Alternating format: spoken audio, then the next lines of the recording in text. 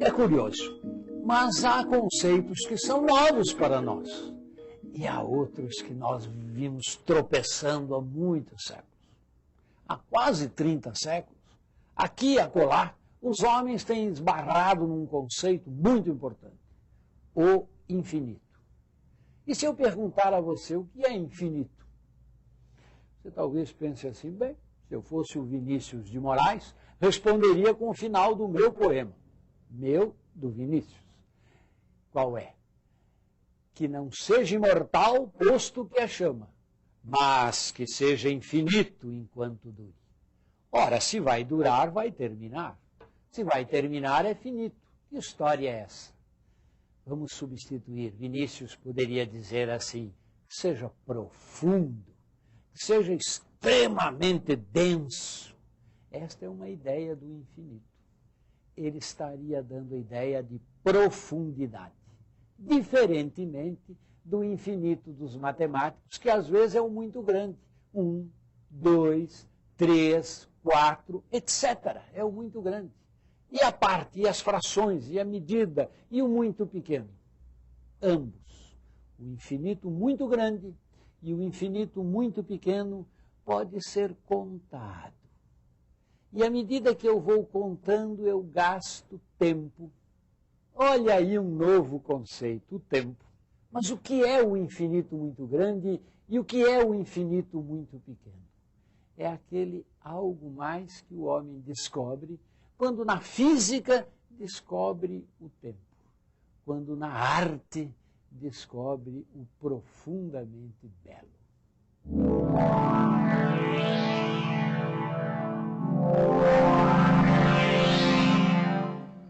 O que é o tempo? Talvez a primeira pessoa a perguntar o que é o tempo tenha sido Santo Agostinho, aqui no Ocidente, que colocou uma questão que é vigente até hoje, que é presente. E ele se colocou essa questão: o que é o tempo? O tempo é aquilo que todos nós sabemos o que é, até perguntarmos o que ele é. No momento que nós perguntamos, que nós indagamos, nós já não sabemos mais. O tempo acaba o ano, o mês e a hora. A força, a arte, a mãe e a fortaleza. O tempo acaba a fama e a riqueza. O tempo, o mesmo tempo, de si chora. Bom, isso é Camões. E eu acho que essas lições do tempo são coisas que podem ser investigadas pela filosofia, pela teologia, pela matemática, mas também pela arte, pela poesia. Acredito eu que cada artista, cada poeta, ou cada músico, cada artista, vamos dizer assim, tem uma concepção do tempo. Talvez não seja ele que tenha a concepção do tempo, mas o momento histórico que ele constrói a sua obra, ele vive, entende e tenta compreender o tempo de um modo preciso. O tempo é uma dimensão fundamental de nossa existência. Esta obra, da artista Lúcia Coppi, é um belo registro do fluir do tempo. Ao contemplá-la, podemos verificar que o conceito matemático de simetria pode ser aplicado à passagem do tempo de duas maneiras. Todos os relógios mantêm o mesmo ritmo, onde cada intervalo é exatamente igual ao seguinte, cada hora, cada minuto, cada segundo. Esta é uma das simetrias do tempo. A outra simetria se apresenta com a flecha do tempo. É que o tempo sempre flui, do passado ao futuro, sucessivamente. Exatamente porque temos uma boa noção das simetrias do tempo, sabemos que é impossível desquebrar um copo, por exemplo. Mas há também uma quebra de simetria no tempo. Ele anda apenas em um único sentido. Uma flor sempre cresce, assim como é impossível desrasgar um papel, ou um adulto voltar a ser criança. Nesse sentido, o tempo é assimétrico.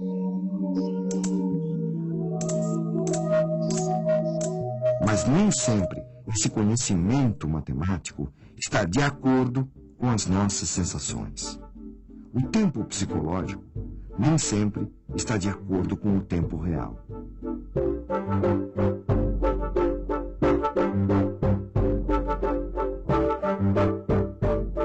É diferente esse tempo aqui de fora e o tempo no museu? Ele te remonta alguma coisa, te leva a algum lugar? Eu acho que a sensação é de que lá você se reporta, você abstrai da realidade daqui de fora e lá então você fica mais lento, porque você tenta reviver todas aquelas coisas que passaram. Você vem acompanhando devagar o passar dos anos, das décadas. Então parece que o tempo lá está mais comprido, mas está passando mais devagar. Você parece que passou 3 horas lá, 4 horas, porque você viveu tudo aquilo. No entanto, o tempo passou igual lá e cá. Para mim, o tempo lá é mais voraz, sabe? Acho que são tantas as informações. De repente, a gente, frente a uma obra, assim, a gente vê 10 anos passando, 10 ou séculos. Existe uma clássica divisão das artes em artes do espaço e artes do tempo. Nas artes do tempo, para o espectador apreciar a obra, ele deve ver, ler ou ouvir por um determinado período de tempo. Uma música, por exemplo, realiza-se no tempo. As artes do espaço são a arquitetura, a pintura e a escultura. Elas não estão inseridas na categoria de artes do tempo, mas, de diferentes maneiras, o tempo se infiltra nelas. Uma pintura pode ser observada por 10 segundos ou 1 hora, mas isso não faz parte da obra, mas sim da relação que o espectador estabelece com ela.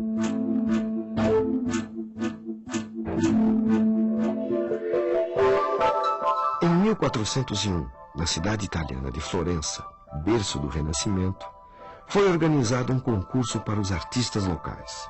O objetivo era escolher a placa de bronze que iria ornamentar a porta do batistério da cidade. O que poderia ser apenas mais um entre tantos concursos de artesãos, se transformou num marco da história da arte. O tema era uma passagem do Antigo Testamento, o sacrifício de Isaac. Uma cena com ação para ninguém colocar defeito. No entanto, a maioria das placas apresentava apenas as imagens dos personagens, não a tensão do conjunto da cena. As finalistas foram justamente as que incluíram a ação. Esta de Guibert mostra o gesto de Abraão mais como uma ameaça do que uma ação. O anjo está distante, o bode na montanha, a roupa de Isaac no chão.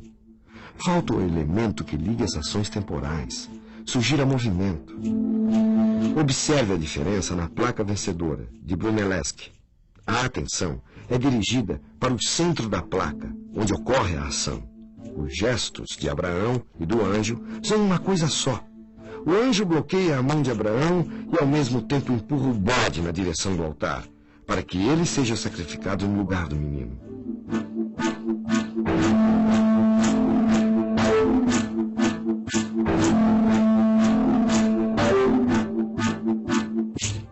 O artista italiano Giotto foi um dos introdutores do tempo na pintura do Ocidente. Suas representações não são apenas simbólicas, mas se dão como se estivessem sendo representadas em um palco. Vamos observar uma mesma cena pintada por Giotto e por um artista anônimo da mesma época. O tema é o velório em torno do corpo de Cristo, com a Virgem abraçando-o pela última vez. Na obra do pintor anônimo, não há a menor intenção do artista em representar o episódio como de fato pôde ter acontecido. As figuras estão espremidas no espaço disponível. Seus tamanhos não respeitam a verossimilhança. Giotto vai além da descrição da cena. Tudo agora parece estar se passando em um espaço físico real. Percebemos claramente a distância entre as figuras, o espaço que existe entre elas. A representação de Giotto traz para o espectador a agonia da cena cheia de dor e sofrimento. O quadro não é estático, parado. Tudo aqui dá a ideia de movimento. Ele representa um momento, uma cena que acontece no espaço e no tempo.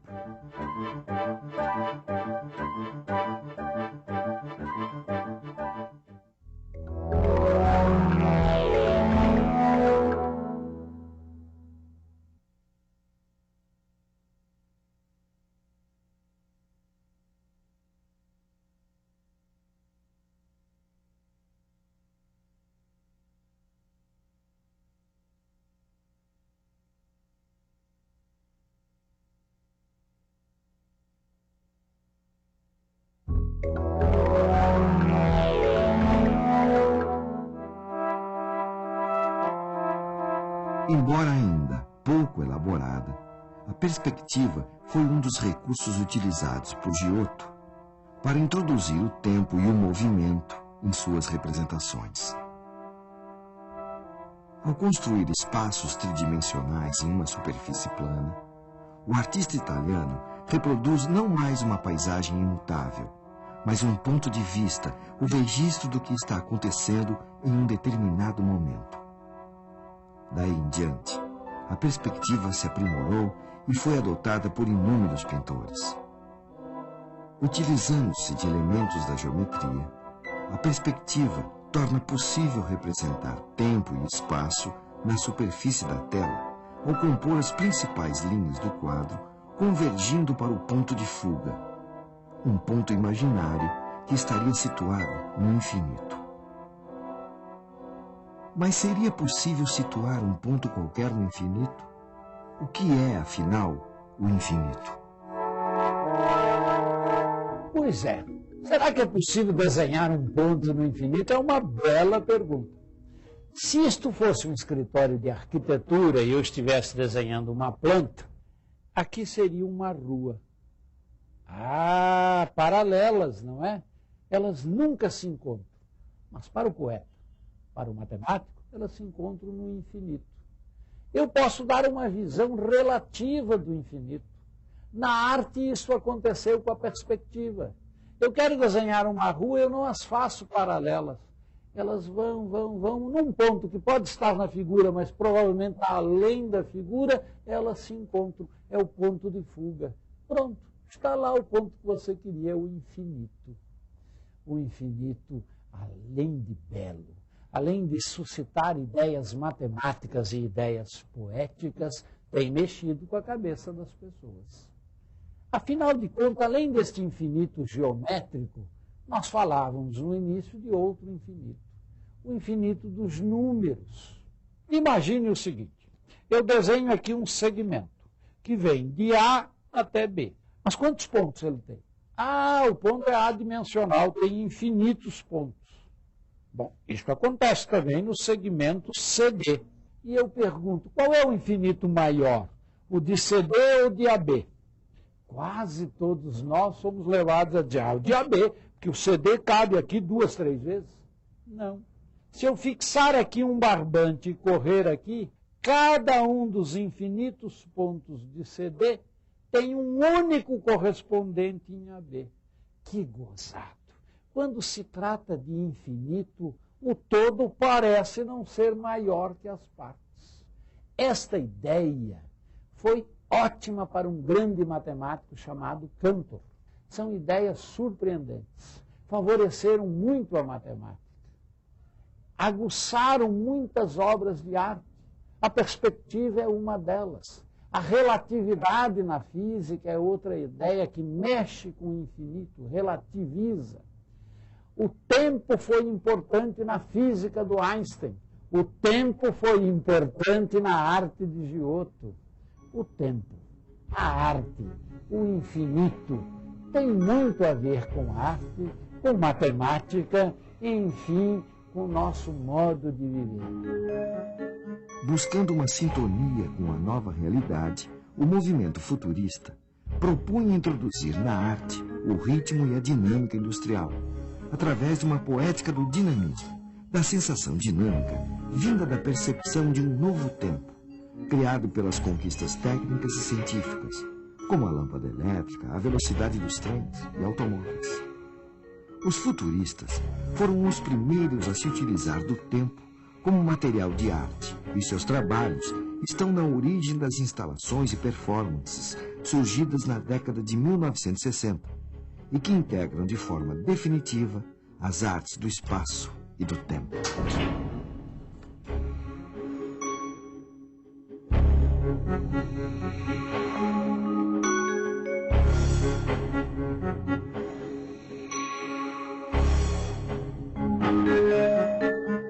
Aqui no Brasil, Abraham Palatinic realizou os aparelhos cinecromáticos a partir do final da década de 40.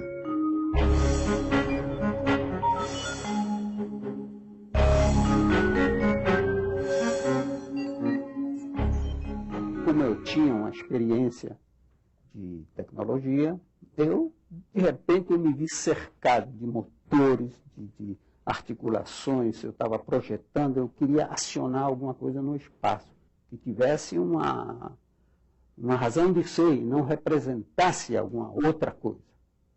Eu queria fazer alguma coisa que representasse ele mesmo, porque o quadro é estático. Qualquer alusão a movimento ou a tempo é ilusório. Um cavalo parado está com a pata assim, um cavalo correndo é assim, né? Mas não ocorre, isso não ocorre. O tempo e o espaço não funcionam no quadro. É ilusão. Mas, naquilo que eu estava fazendo, havia o tempo, porque a sequência da projeção levava tempo. E o movimento era real. Havia um movimento derivado da ação do motor. A relação entre luz, tempo e movimento constitui o tripé em que se apoia a arte tecnológica, como podemos ver nos trabalhos do artista Júlio Lepac.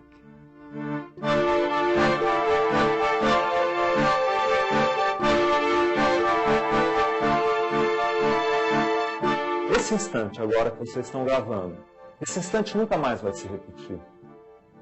O tempo que eu desloco a minha mão, esse tempo aqui, não dá para eu repetir nunca mais.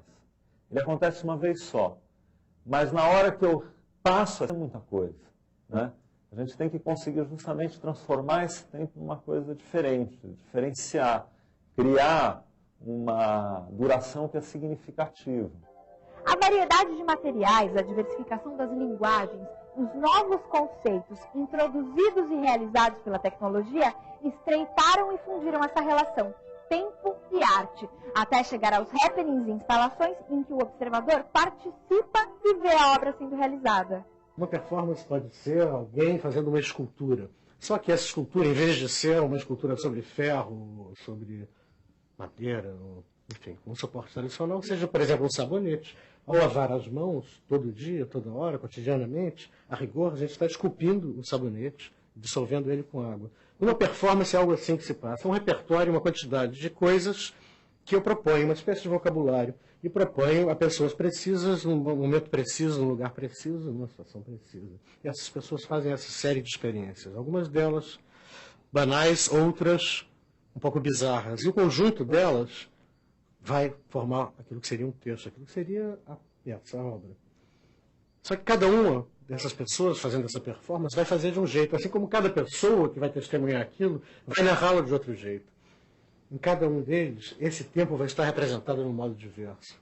Em cada um deles, esse pacote temporal, que é o desempenho dessas coisas, vai ter uma cara diferente, uma narrativa diferente e um tempo em si diferente. E nisso, então, a gente percebe que o tempo ele é compactável, ele é esticável, enfim, o tempo não é uma coisa tão precisa assim como o relógio pretende.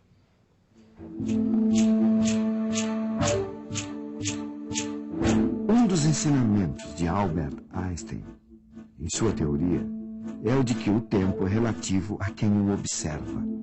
Imagine um relógio diferente, feito de dois espelhos paralelos e um raio de luz indo e voltando. Cada oscilação da luz equivale a um tique ou um taque do relógio.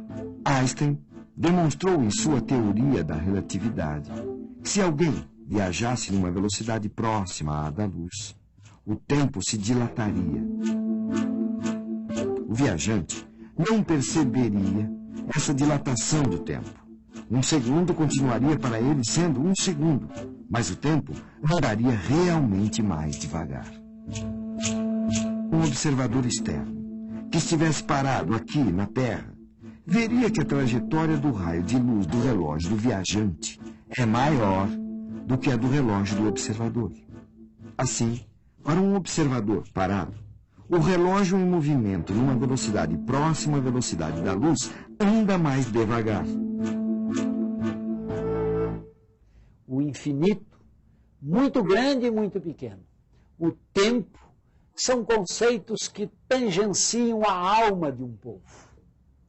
É só com a sua imaginação que você pode esbarrar no infinito e ter tempo de usufruir disso.